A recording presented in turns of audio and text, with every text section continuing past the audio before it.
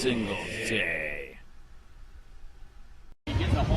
Say hi, Andy. I'm recording you. Alright, you get the whole thing, right? I got you. Ocean City cops are not people. Yes, they are.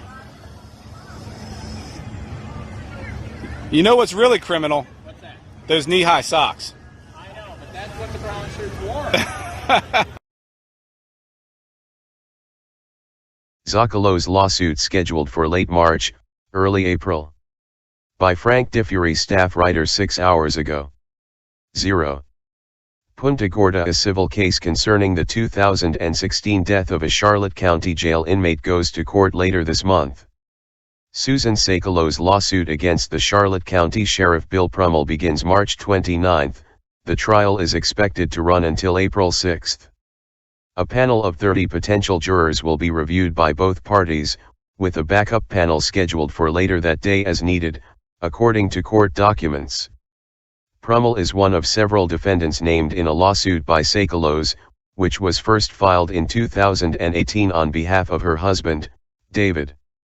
David Franklin Szakalos, 54, of Englewood, was in custody at Charlotte County Jail in 2016 when, according to authorities, he jumped headfirst from a second-story catwalk. He was transported to the hospital and died a week later. Hours before jumping, David Szakalos had pleaded guilty to 3 counts of battery-related charges and was sentenced to 15 years in prison. Susan Szakalos alleges in her lawsuit that the sheriff and other entities involved in David Szakalos' custody were in the position to evaluate his mental state and should have taken better measures to prevent him from harming himself. Other named defendants include the State Department of Corrections, the Charlotte County Commission, and Horizon Correctional Health Care.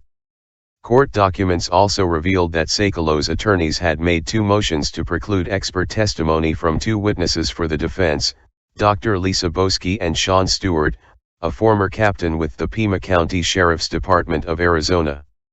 Judge Jeffrey Gentile ruled that Boesky is qualified under Florida law to provide testimony regarding mental health and adult suicide risk in jails, and Stewart is qualified to speak to how Charlotte County Jail stands to prevalent care standards. However, Gentile did also rule that Stewart could not offer his opinion on the actions of mental health staff at the jail. The lawsuit had experienced several delays since it was first brought in 2018. Szakalos is seeking $15,000 in damages.